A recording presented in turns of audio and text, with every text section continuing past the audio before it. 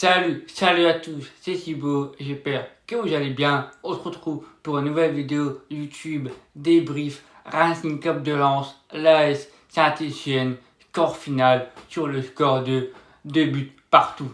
Avant d'entamer sur le débrief, je vous laisse écouter les corons à la mi-temps de Lens Saint-Etienne. Voici le générique coron Lens ASSE.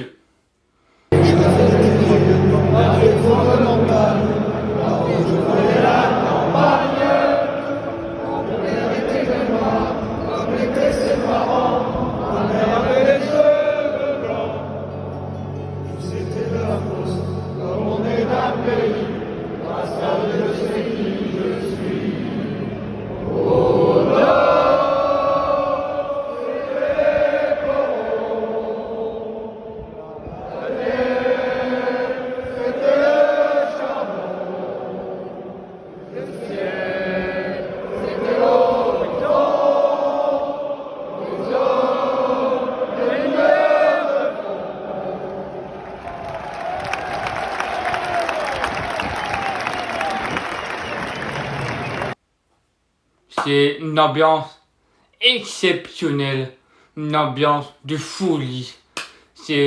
Moi, je n'ai jamais vécu un Bollaert aussi plein comme ça, à plus de 35 000 personnes. Ça a été énorme. Je suis rentré chez moi, j'avais plus de voix, j'avais mal à la tête. Je me suis tellement tout donné, j'avais tellement les frissons sur ce match. Je n'arrive pas à croire à ce que j'ai pu vivre. Surtout, je suis dans une section des musiciens du COP, une section incroyable. Je salue à tous les supporters qui ont été me voir, qui m'ont pu reconnu, à prendre des photos avec moi. Donc, mille merci à vous. C'était avec plaisir. Donc, si vous me voyez au stade et que vous voulez prendre une photo, c'est avec très grand plaisir. On était plus de 35 000 personnes au stade, quelques supporters stéphanois que je vous embrasse aussi parce que vous avez fait le déplacement. C'était un très bon match de foot. Ça a été serré des deux côtés. Ça a joué d'un côté à l'autre, surtout dans les 30 premières minutes de jeu à première mi-temps. Ça a été serré d'un côté à l'autre. Les deux, il y avait une pressing, surtout par le club Puel qui nous a mis un bon pressing dès le coup d'envoi et on paye cash, donc on va revenir avant. Mais juste là, les statistiques de cette rencontre: 58% de possession de balle pour le Racing, 42 possessions pour les Stéphanois, 22 tirs, 7 tirs cadrés pour le Racing, 2 au fond des filets, 12 tirs, 7 cadrés, 2 au fond des filets pour les Stéphanois, un carton jaune pour le Racing sanctionné par Amaury Delerue, Facundo Medina et 6 cartons jaunes pour les Stéphanois. La Copo, je vais détailler joueur par joueur concernant mon avis sur ce match des joueurs. La Copo francaise, 3-5-2, Jean-Louis Leca dans les buts. Alors Jean-Louis, il a fait un bon match. Surtout, il a été notre sauveur. Souvenez-vous, une action sur Bouanga où Bouanga peut mettre 3-1. Et Jean-Louis Leca a fait la parade de ce qu'il fallait sur Bouanga. Parce que si Bouanga il mettait ce but, le match était plié, on perdait 3-1, voire même plus.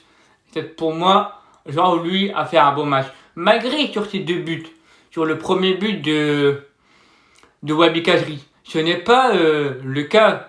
Pour moi, c'est plus vers Klose et vous.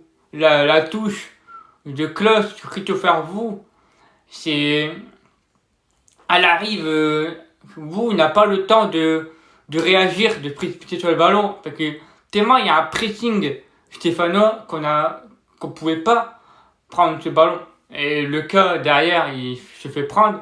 Et le deuxième but sur Bouanga pour le début à 1, où Saint-Etienne ont mené à 2 reprises sur nous. Et le deuxième but de Bouanga, pour moi, c'est une erreur défensive. T'as Grady qui laisse plus de 5 mètres sur Camara. Et t'as un autre côté un duel avec Bouanga et Christopher Wu. Ou que Wu et un duel avec Bouanga, mais il le laisse 3 mètres. Et il ne faut jamais laisser sur devance à Bouanga. Sinon, ça peut faire mal et ça peut finir au fond des filets. Et on l'a bien vu. Donc très beau match de sa part de Leclerc, surtout une belle manchette sur Camara, si je dis pas de bêtises, à un moment donné. Ensuite, Grady, la perceuse. Grady, quel match incroyable qu'il nous a sorti.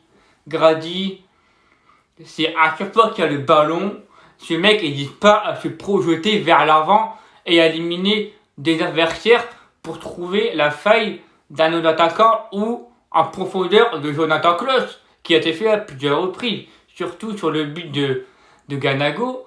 Même Grady, il monte et c'est lui qui est dans le dos de Jonathan Klaus. Les statistiques de Jonathan Grady: 5 tacles réussis, 84 ballons touchés, 14 duels gagnés et 90 passes réussies. Ce mec il manque, et surtout c'était le joueur le plus utilisé par Francaise la saison dernière. Et ce joueur il va encore monter en puissance, et encore une fois ce mec là il est exceptionnel. Il n'y a rien à dire, c'est le mec serein de nos défenses. Dès qu'il y a un contact, un duel, il y va, il met le pied. Et franchement, même Medina hier, il nous a encore fait un beau match. C'est à chaque fois qu'il y a eu un duel, nos deux défenseurs sont allés au contact du ballon. C'est ça que on a vraiment une défense qui est sereine. Mais ok, on prend des buts. Mais au fil de la saison, on va être très dur à encaisser. Et c'est ça que j'ai vu défensivement, c'était top. Il y avait du duel des deux côtés, pareil pour le Stefano, pour Colo de Jack. Bref, c'était vraiment un beau duel. Christopher Wu, moi qui étais en de la cour avec mon papa, mais vous, je le disais à mon père, mais qu'il a été top sur ce match. Ce mec, il est dans les duels aériens, dans les duels de ballon, dans les contacts. Ok, il n'a pas encore les relances qu'il a comme Badé. Badé, c'est plus qu'un mec qui a des relances, des transitions d'aile, etc. Lui, Christopher Wu, qu'on lui demande, c'est dans les duels aériens, c'est dans les récupérations de balles, dans les interceptions. Ce qu'il a fait avec Nancy, où il jouait à gauche. Et là, il se retrouve dans l'axe, position axe. Mais le mec, il était serein encore une fois, et j'ai très très bien aimé le match de vous. C'est mon avis.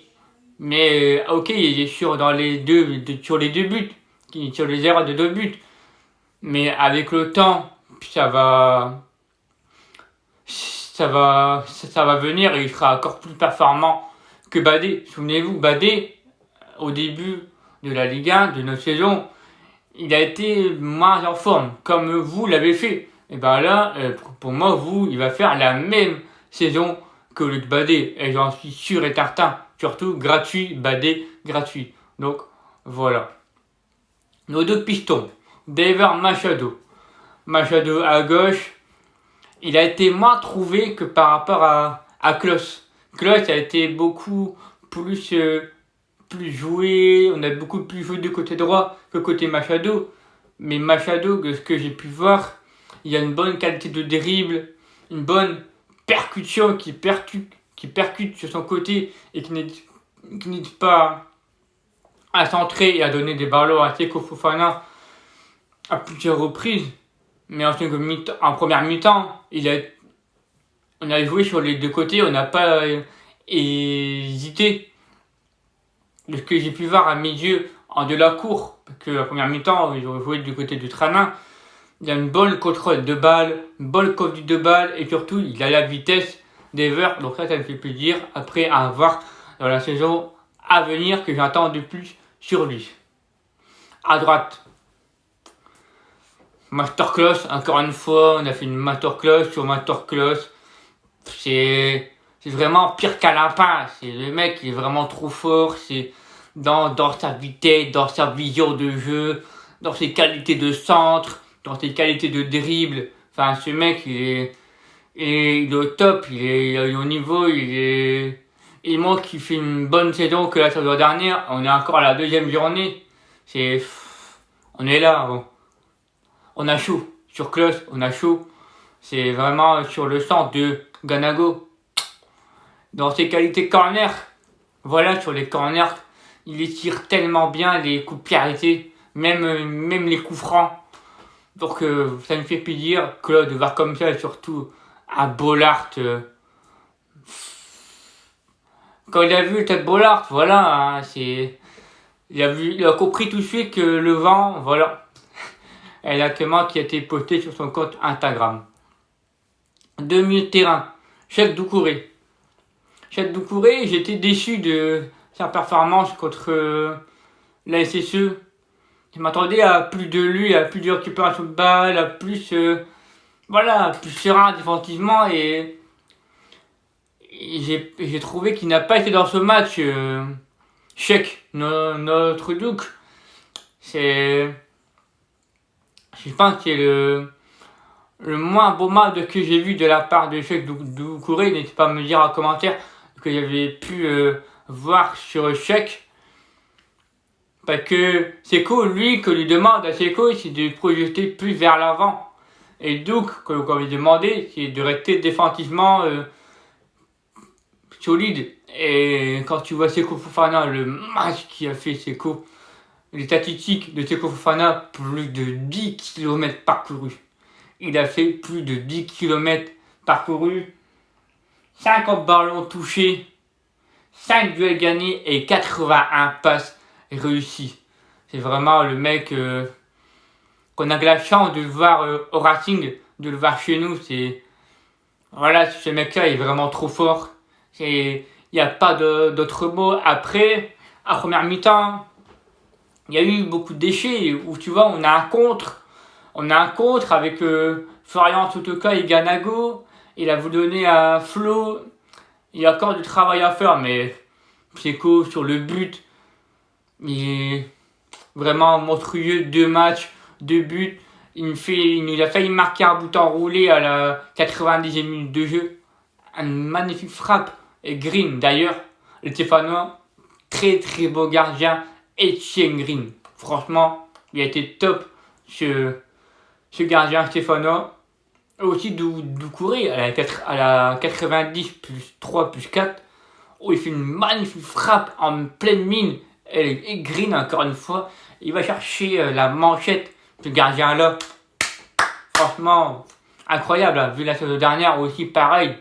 Avec le Puel, surtout au niveau des penalties, là, Etienne Green, il prouve encore une fois qu'il est un top gardien chez les Verts. Donc, bravo à lui pour ce match. Pour moi, c'était l'homme du match. Mais pour moi, l'homme du match du Racing, c'est Seko Fofana. Seko Fofana, il a été énorme pour moi. Donc, c'est pour ça que je lui mets homme du match.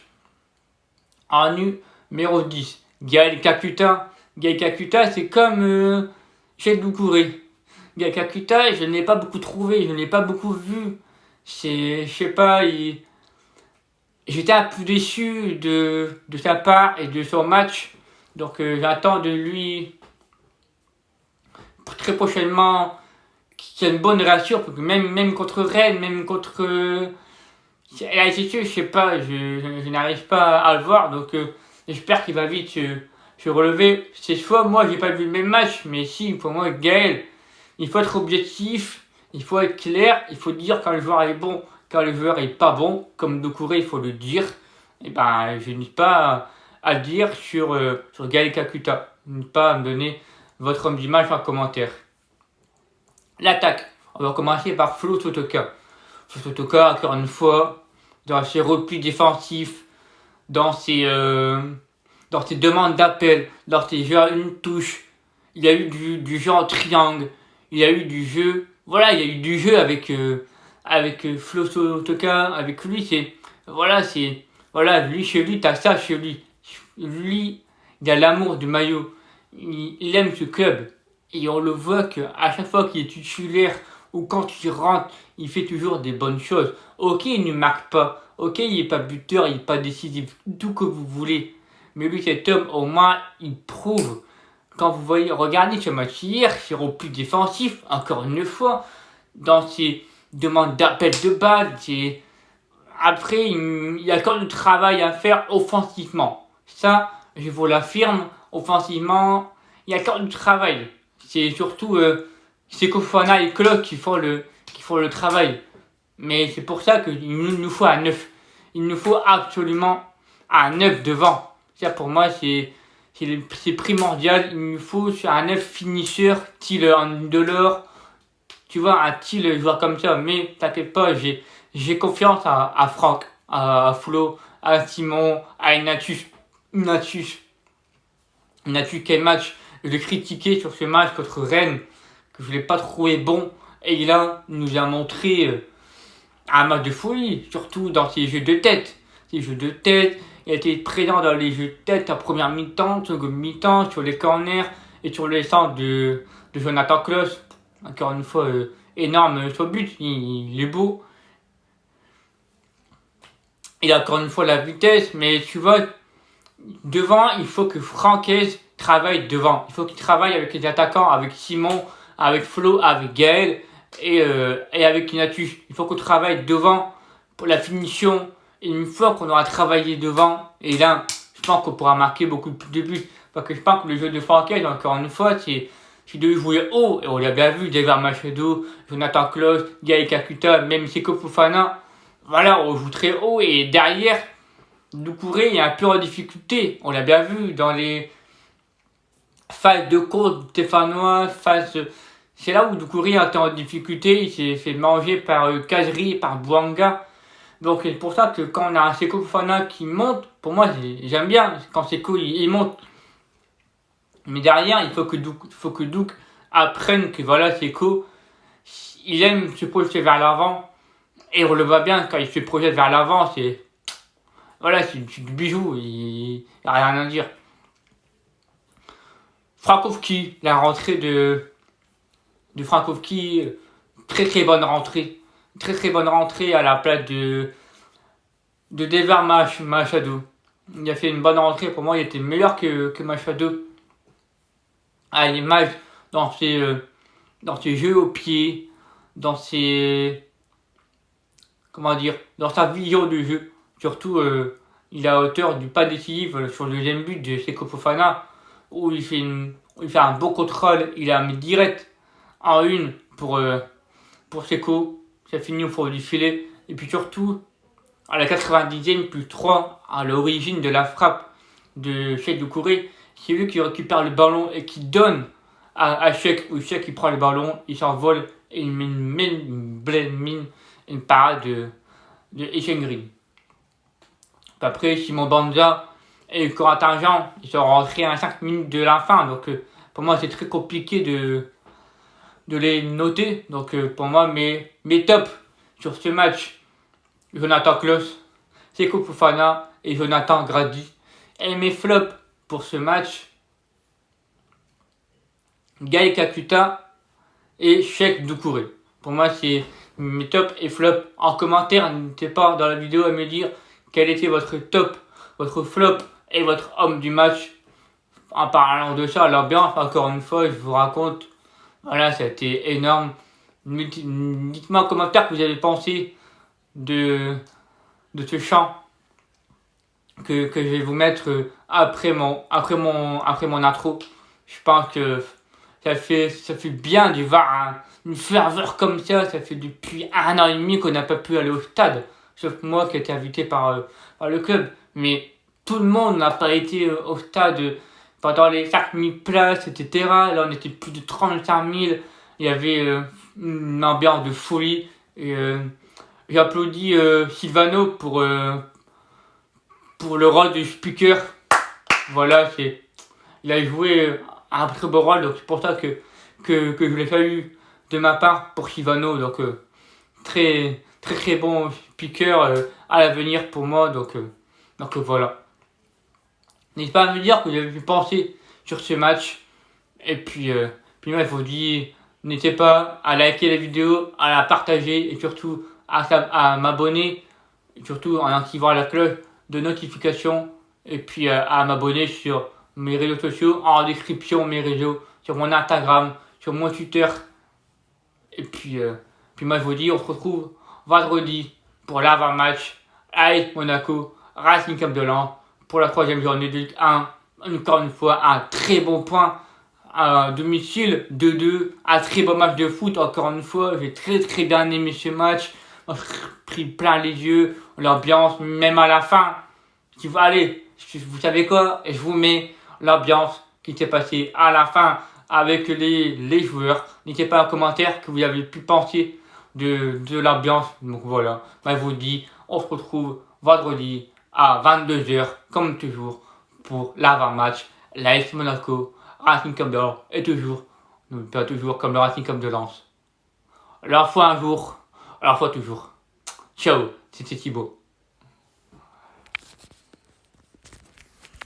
Un bus, on est là et après on va aller là-bas. D'accord, ok. Moi je suis toujours dans le cop, mais quand on se fait le bus, bon, ben, je vais être là. D'accord.